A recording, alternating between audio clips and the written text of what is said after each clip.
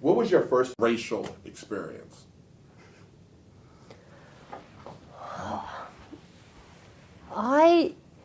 The first racial experience that I Rachel, as a white woman in America, this is something I've really been curious about. How does white privilege benefit you? Or just tell me about your privilege as a white person in America. White woman in America. So I'll say that when I was younger, I didn't have any idea what that meant. As I got older, and I would say probably high school, and then really came to an understanding my early 20s, and then a full circle understanding in my late 20s and now my early 30s. Grew up in the inner city of Philadelphia, went to public school, so it was very, very diverse.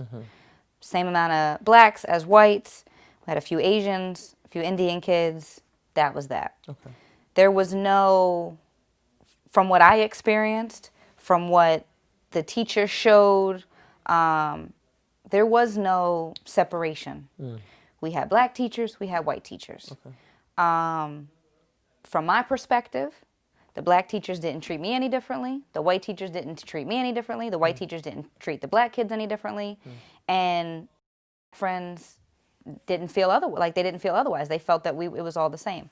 So fast forward, I moved to the suburbs when I'm 14 years old.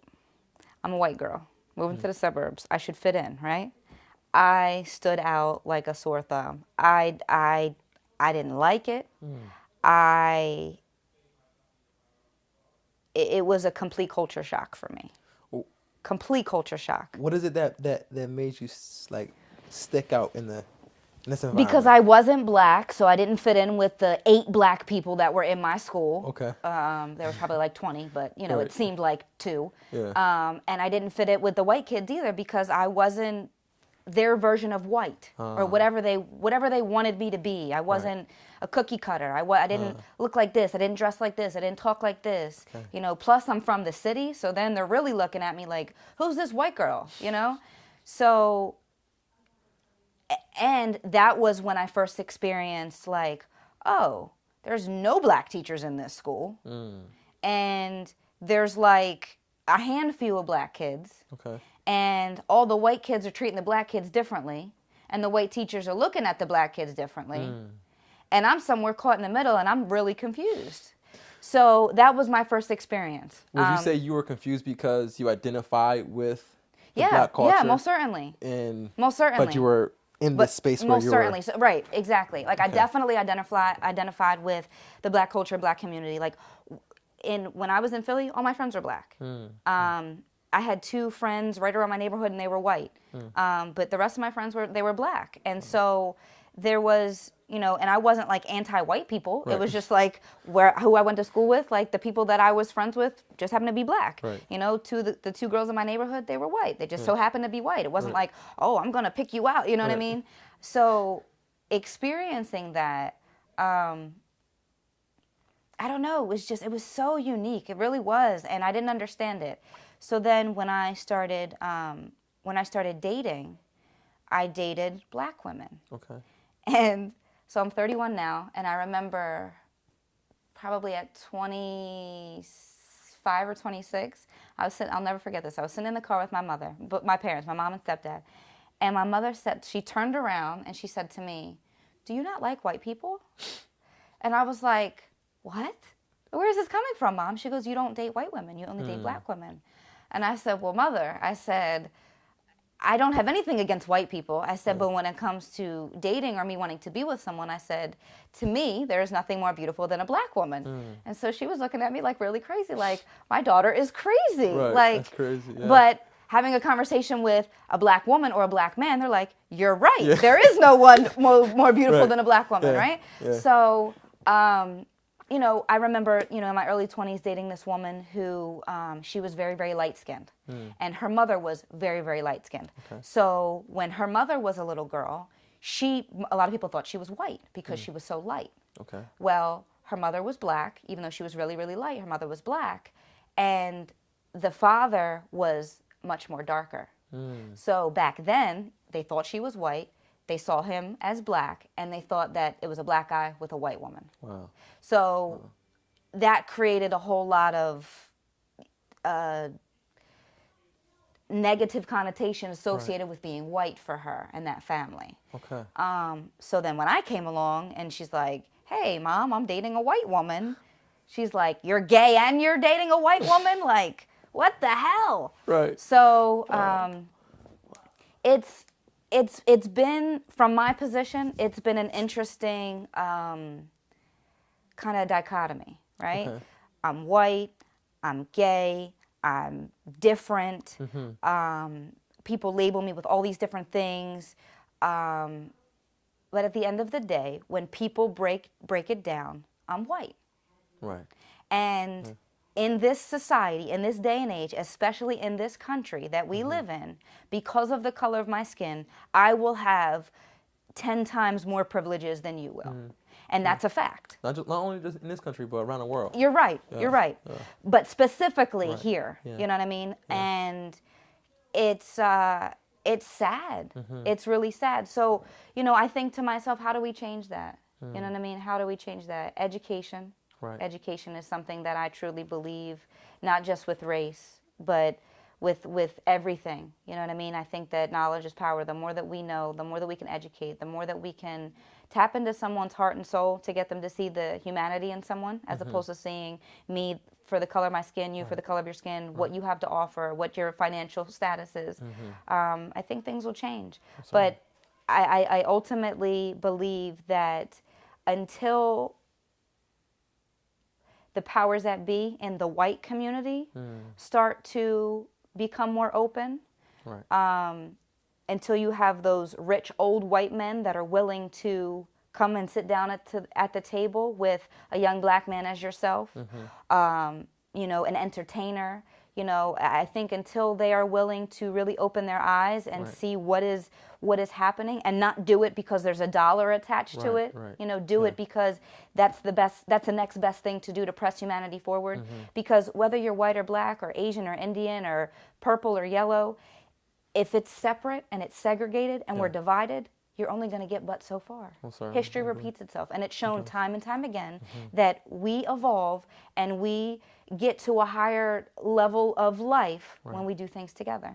I agree. So it's an interesting place to be in my position. So with that being said, what is your position? You know, how do you feel from the negative perspective of being a black man and the privileges that you don't have? And do you feel as though you have a different advantage as a black man in this world, let alone country? Yeah. So one thing that I have experienced in terms of a privilege as a black man that I've experienced, I play tennis. Okay. Right. So which is like a white man sport, it's a right? White man sport. It's white man sport. Which it really is, because when you look at tennis and it being a sport of money, right, you have to have a lot of money in. Right. When you look at it from that perspective, having to have money in order to pay for the lessons, pay for the court time, pay for the rackets. The rackets breaking every time you hit a ball, literally, literally. Though that it becomes a sport that you can only do based on wealth. Right. And when you look at the wealth, the dynamic of wealth within our country, you're not going to find many black people who are wealthy or really have it. Right. Right. Especially in my case, we didn't have it. Okay. But somehow we made it happen. Right. It's crazy. I don't know how we did it. I'm grateful to my parents because they really invested in me greatly. But it was in sports that I found my privilege.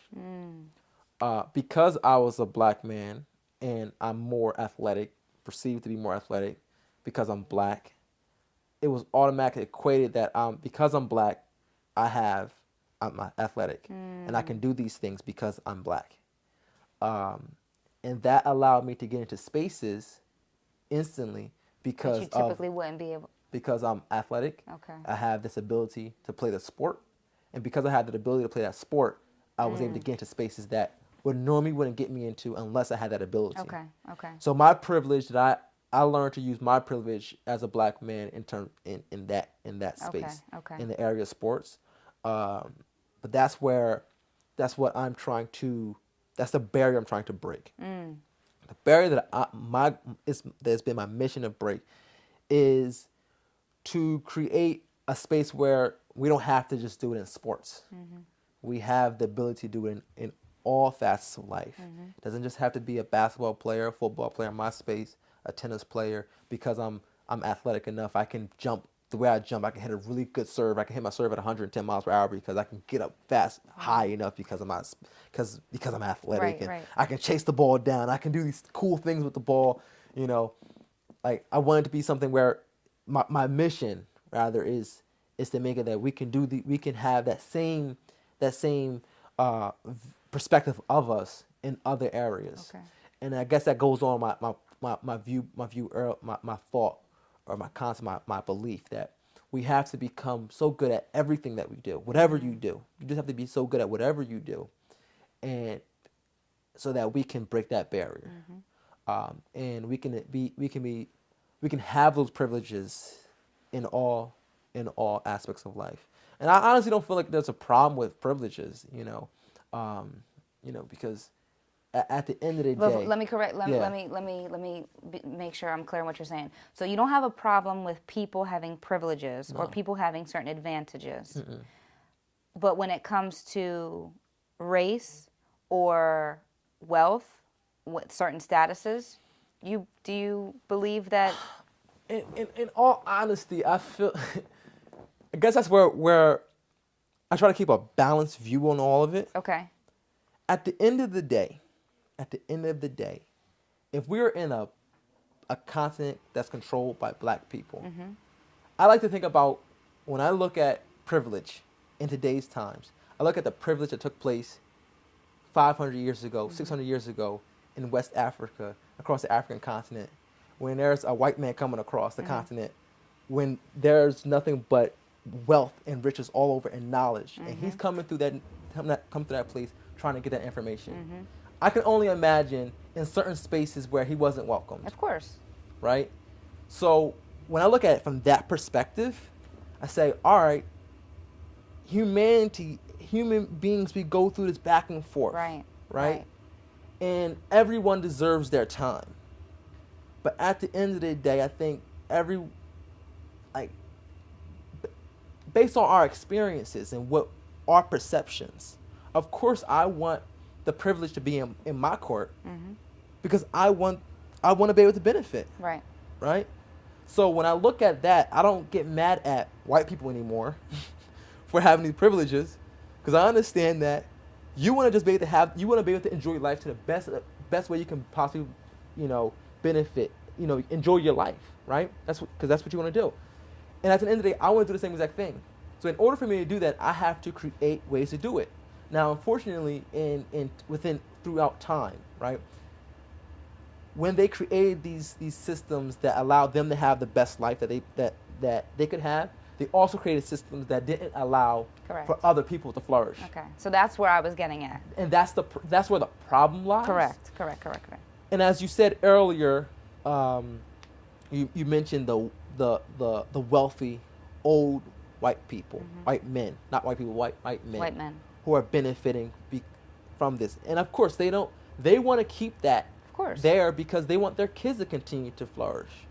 They want their kids to continue to benefit. But don't you feel like those just speaking about that population, the older white men that are in that position, don't you feel like if you want to maintain something so bad and you're so scared to let it go, don't you think that's just rooted in fear?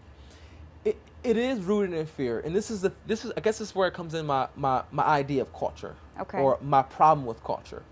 We continue to do things because we saw the people before us do it without even knowing why we're doing it. So we're continuously practicing things that have no benefit to the time that we're actually in, and that's practiced by older people who have gone through certain experiences. That pass it on, and they try to force it onto it because this is how they survived. They survived this way, right? So, in a way, I feel like it just has to be a greater effort as we're seeing taking place for the most part, a greater effort between with everybody trying to bring on a narrative that just within the time that we're in, you don't need to have you don't have to have this environment where I don't thrive because you want to thrive. Right. Like, I'm Right. not your competition, right? In order to push human race forward, we have to, work together in it all. But, I understand it. I get it, because if I was born at that time, I probably have some of the same, Right. views. And in a way, up until within the last 3 years, I've had some of those views Things as a change. black male, Right. because I'm like, I didn't like the fact that I didn't have opportunity. Right. I didn't like the fact that I wouldn't get hired, right? I couldn't get hired because my name was Adil Ismail, and people saw my name, Adil Ismail. Nope. Nope, like he sounds like a terrorist, and Yep. he says he's black. Like, Right. nah, I don't want to even have to even deal with that.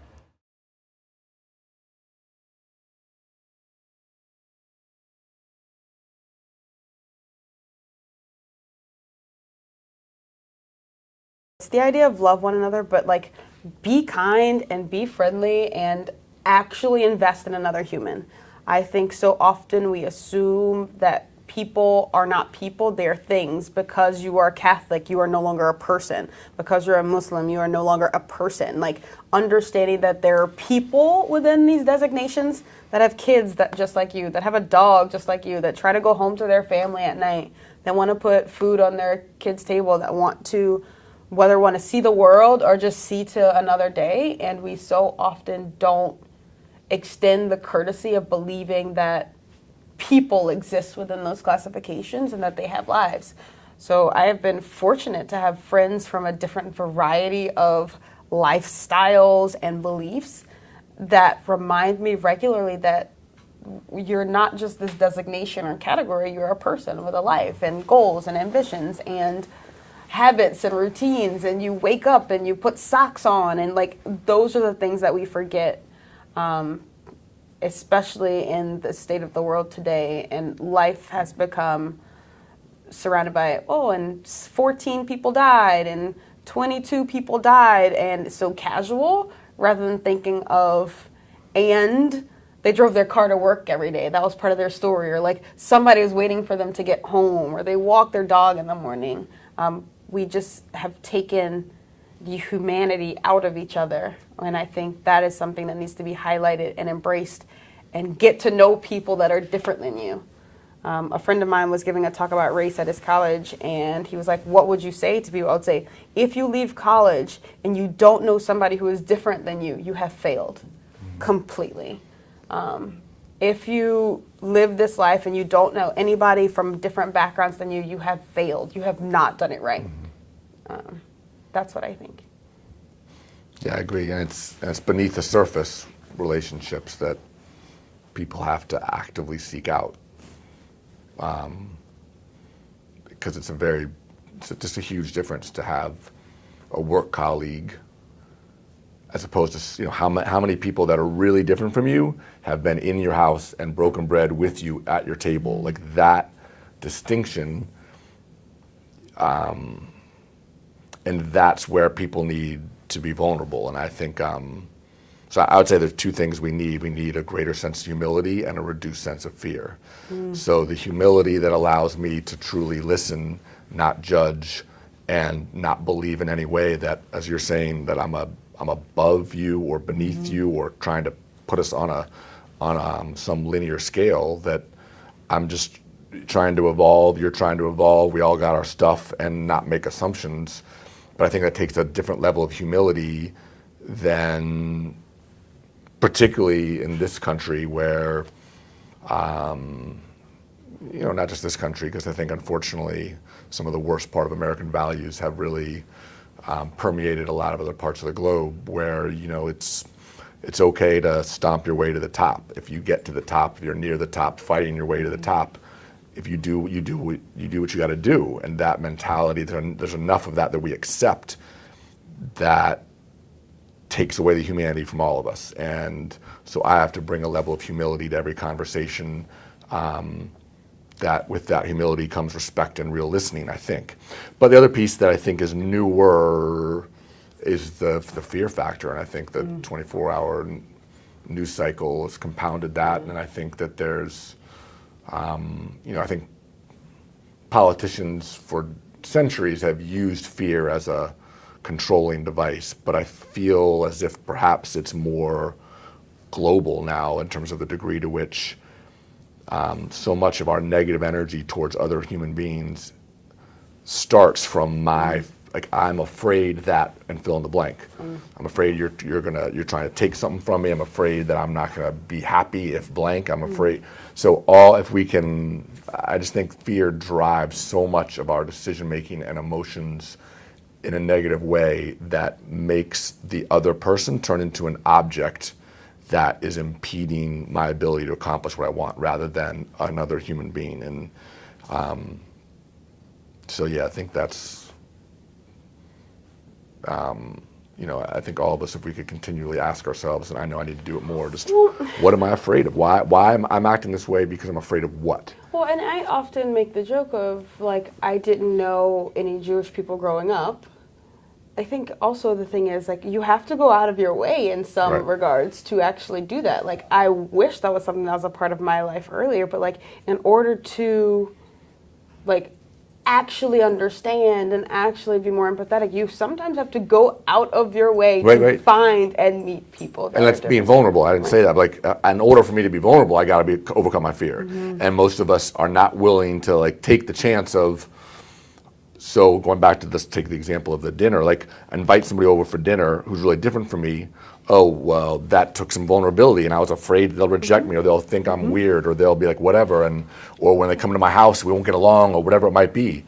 Or they say no, and I'm like, oh, see, like, whatever, and rather than be like, well, just ask again next week, like, what are you afraid of? And we have to, in order for, I think you're spot on. We gotta, if we're not willing to be vulnerable, we're never going to be able to make real relationships with people that are different. It takes courage. It's not hard to say, hi, how you doing in the hall of a school or a workplace, but it's very different to trying to have a real relationship.